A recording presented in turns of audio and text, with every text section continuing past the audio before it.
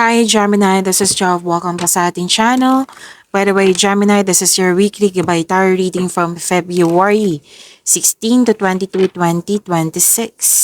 Gamitin ang reading na ito bilang gabay lamang. Tandaan, Gemini, ito po ay Jana reading.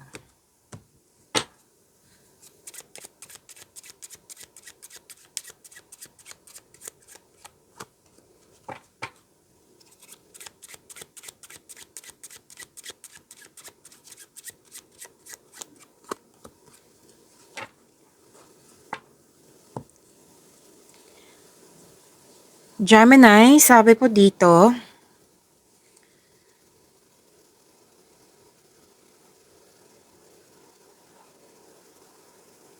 may frustration.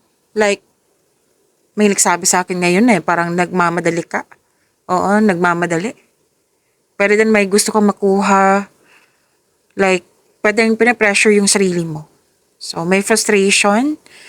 Tapos, pwedeng na-annoy ka. Pwedeng bad mood. Pwedeng you're not feeling well. Like, kung babae ka, may period. Yan. Kasi this is emotion Pwedeng naging emotional ka.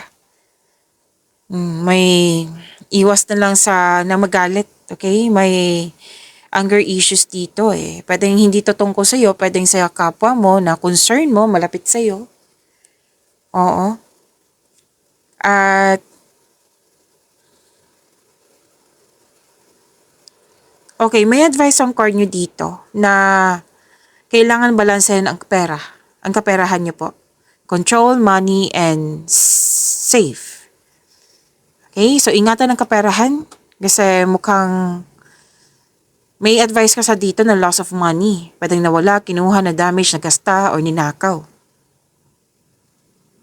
Pwedeng wala yan. Pwedeng may selos na naganap. Pwedeng may concern sa isang possessive na tao. Pwedeng naiyak ka dahil naging emotional. Kumbaga. Oo.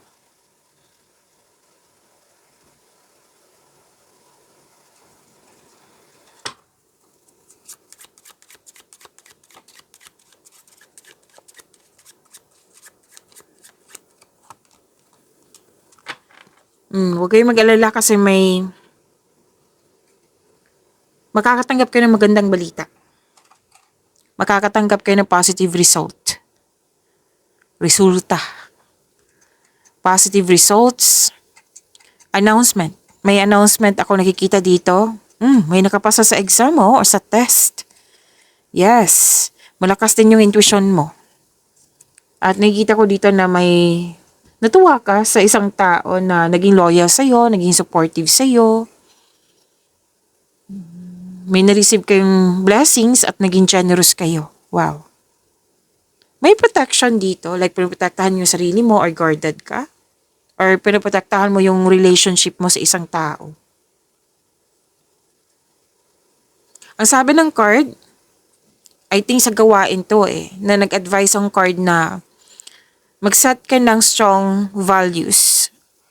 Magkaroon ng good intention sa bawat gawa mo para maging successful ito. And sabi din ng card dito, success in love, faithfulness. Dalawang card na mismo nagsabi dito, naging emotional ka for this week. Oo. Tapos, nakita ko dito yung attachment mo sa isang bagay ba or sa isang tao or sa mga nangyari sa nakaraan.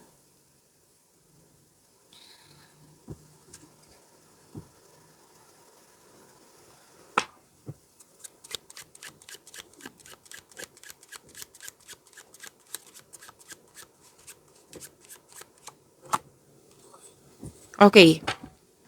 You're hoping, may pag-asa, may hinihintay ka. Pwede din curiosity to about the future. And you're believing in a positive outcome. So sinabi ng card dito na all is possible through faith. May success. Dalawang card yung mismo nagsabi dito na may success. May na-achieve, attainment. At protection. Another card na naman nagsabi dito na protection.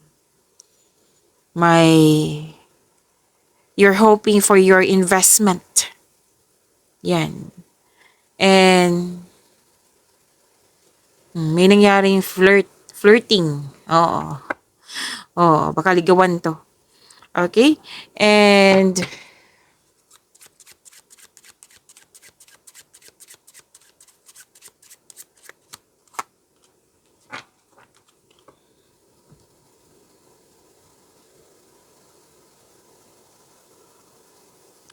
okay. Sabi po dito na may obstacle or yung kanina na sinasabi ko kanina dito na hindi ka comfortable. Like, pwedeng may nararamdaman ka. Like, wala ka sa mood. At sabi ng card na may pwedeng nabigla ka sa mensahe or pwedeng bigla ang pagbabago ito. So, sinabi kasi ng card dito, expect and unexpected.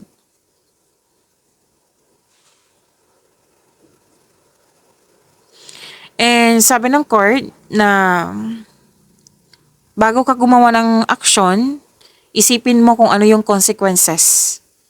Kung bibigyan mo to ng aksyon, na iniisip mo na gagawin ko ng aksyon, ito yung aksyon ko. So isipin mo yung consequences niya. Stop and rethink the consequences of your actions.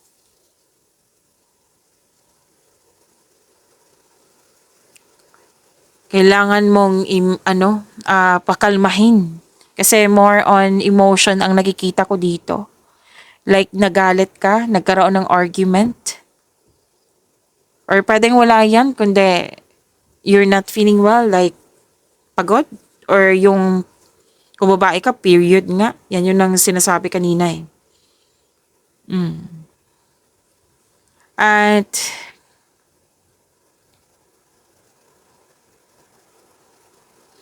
sabi dito na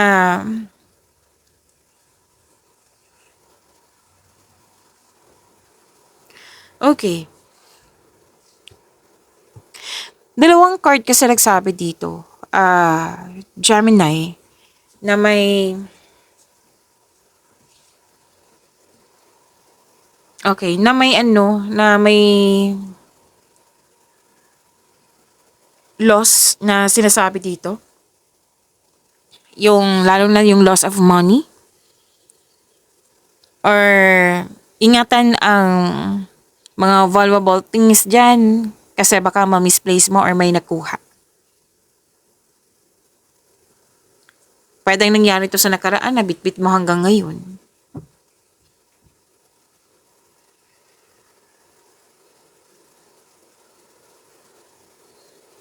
So may dito, dishonest na tao. At another card na naman nagsabi dito na balansehin talaga ang money. Okay? So may din dito, cheating na sinasabi. Oo. Pwedeng nakwento mo lang to or pwedeng may nangyari sa nakaraan na bitbit mo hanggang ngayon or pwedeng nangyari to ngayon. Okay? Huwag po daw kayo mag-spend time sa taong energy vampire. Like, kinukuha niya yung peace of mind mo eh. It might be mga ideas mo, kung project mo, ginugulo niya. Ginugulo niya yung isipan mo para mawala yung peace of mind mo. So, wag na lang kayo mag-spend time sa mga taong ganyan na energy vampire. Kung pwede, kung gusto niyo po.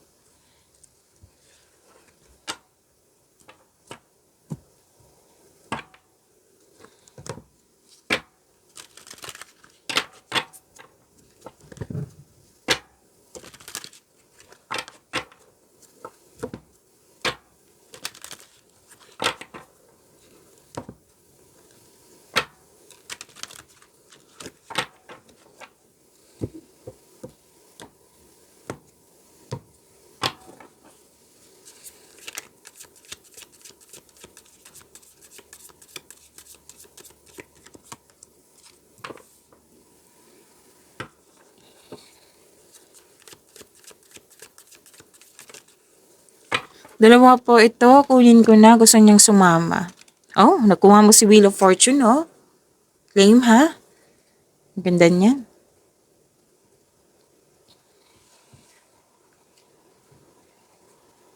Inom muna kang tubig, Gemini. Saglit lang po.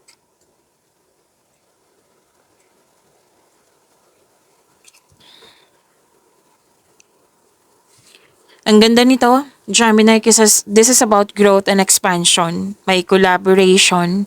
Makikita mo na ang mga bunga na iyong pagsisikap. Tapos kung may plano ka na, this is a time na gawin mo na ngayon. Gumagawa ka ng aksyon sa matagal mo ng plano for your growth. May posibilidad din na may lakad ka, importanteng lakad for this week, or pwede din na maglakbay ka sa malayong lugar, or pwede din po na abroad ito. Magkakaroon ng bonding, gathering, together with friends ba to, family, may grupo dito eh. Or mag-participate ka ng isang group activity. Pwede din na nagbakasyon kayo ngayon. Kung may-ari ka ng negosyo, posibleng magdagdag empleyado ka or ikaw po yung na-hired sa trabaho.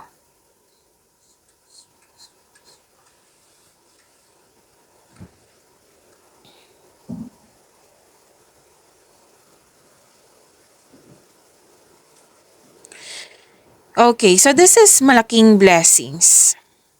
Malaking blessings, magandang kapalaran, completion of cycle, may changes na magaganap. Kasi sinasabi ng isang card mo dito, action to eh. So may magaganap na changes. Happiness, this is nakadestiny sa'yo, this is good luck, this is good karma. Diba? Ang ganda. Oo, opportunities. Unexpected wealth then, financial stabilities. Oo. Mag-focus ka sa kung ano yung makontrol mo in order to find peace. Let go mo na ang hindi mo makontrol.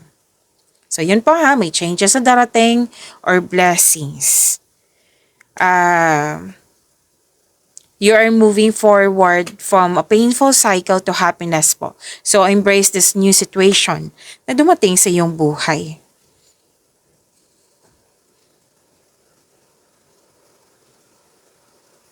May malaking pera ka din may malaking pera dito na makaka-receive ka ng malaking pera. Claim po, Gemini. Pwede din maraming benta, orders na yan nga, makapagbigay ng malaking pera sa iyo. So, ang ganda nito ha, claim nyo po itong Wheel of Fortune. Yung mga hindi nagkaroon ng pagkakaunawaan, magkakaunawaan na kayo, magkakaayos kayo. Gemini, parati ko to nakikita sa inyo, lalo na sa mga single dyan, na parating na yung para sa iyo.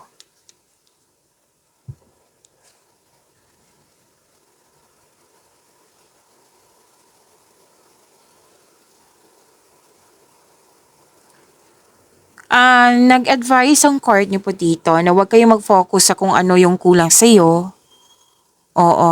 Andito din po yung sinabi ko kanina sa 5 cards mo na about loss. Loss of connection, loss of things, or loss of opportunity. Oo. Lalo na't ingatan ng pera, ha? Baka, yung sinabi ko kanina, nagkasta na wala, kinuha, nag-damage, or ninakaw. Okay? Pwedeng nangyari nito sa nakaraan na pinaalala ba sa'yo? Yan, basta kahit ano, loss of connection ba yan? Magtiwala sa kung ano ang darating. Kasi nakikita ko naman dito na, di ba, may changes na magaganap. New direction po ito. Okay? New direction po ito.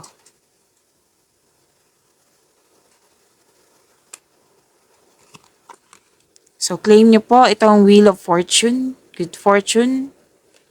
Basta huwag kayo mag-focus sa hindi nyo makontrol, okay? Mag-focus kayo sa makontrol nyo.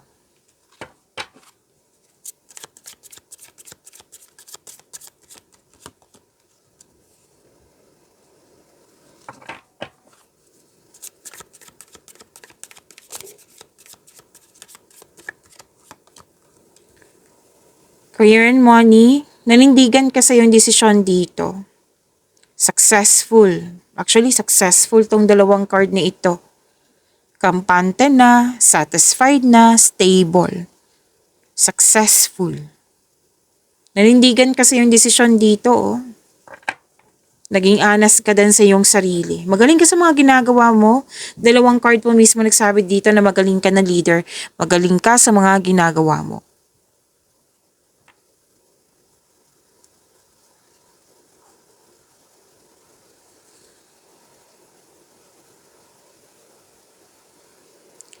May energy ng single parent dito. Pwedeng ikaw to, pwedeng siya.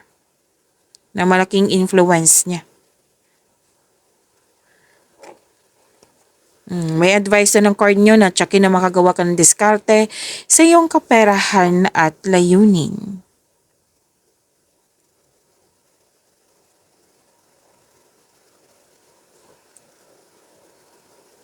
Maraming ginagawa, oh. Maraming ginagawa kasi mas lumawak yung ambisyon mo sa buhay. Binibigyan mo ng time and effort yung passion mo. And please know that you are guided and protected now and always. You are becoming more confident sa mga ginagawa mo. Alam na alam mo yung mga ginagawa mo. Kaya nga nakikita ko dito yung recognition. Na you are feeling powerful and enjoying being recognized in this career mo sa mga ginagawa mo ngayon. At ang sabi ng iyong card dito na ipagpatuloy mong makinig sa inyong intuition kung pwede kung gusto nyo. Kasi makatulong ito sa pag-increase ng iyong prosperity. Increase prosperity. Yan. Na you are creative and enthusiasm. Yan yung important part sa iyong success.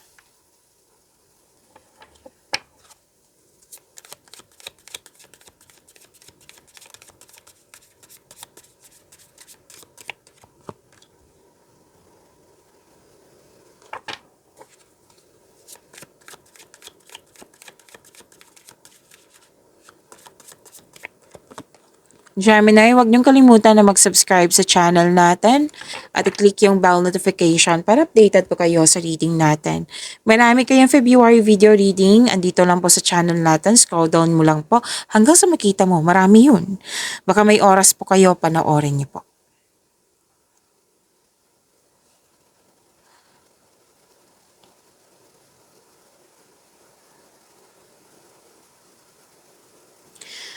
Okay, this is about your love life, self-love, partnership, and romance. Para sa mga single, you need time alone. Parang perfect time sa iyo na maglaan ng oras sa sarili. Ayaw mo muna makipagrelasyon. Gusto mong iprayo mo yung sarili mo. Para sa mga relasyon sa buhay mag-asawa, may space ako nakikita dito eh. So space is not negativity ha. Space kailangan yan. Lahat ng mga successful dyan sa relasyon, may space yan sila. Oo, kasi kung walang space, masasakal po tayo. Okay? Space is a sign of respect sa inyong sarili, sa inyong connection, at sa inyong relasyon.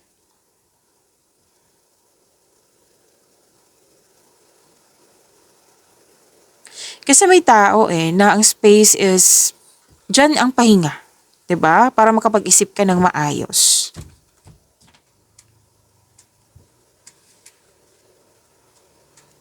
At sabi din dito, lahat kayo, single ka man, marelasyon sa buhay mag-asawa, nag-manifest kayo dito na magkaroon ng wonderful relationship.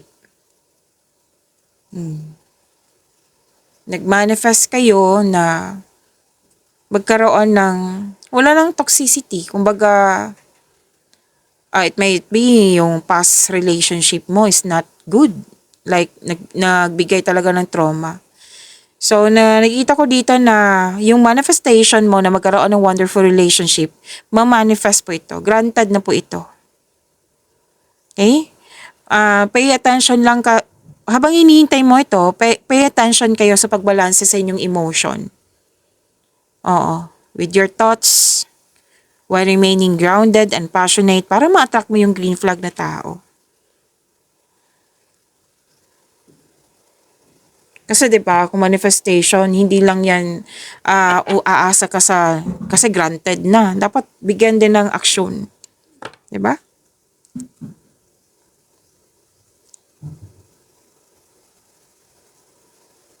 Okay. Sa mga single dyan, maaring yung parating na partner mo, it might be a fire signs, Aries, Leo, Sagittarius, or an earth signs, Taurus, Virgo, and Capricorn. Nakikita ko dito na financial stable na siya.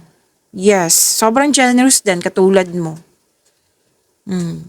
Naabot na niya yung financial maturity. Pero din ito yung partner mo na naabot na niya yung financial maturity. Sa mga single dito, gusto niyo bumili ng property. Pag-imanin niyo po yung blessings sa binigay sa inyo, Gemini. See you tomorrow. Maraming salamat po.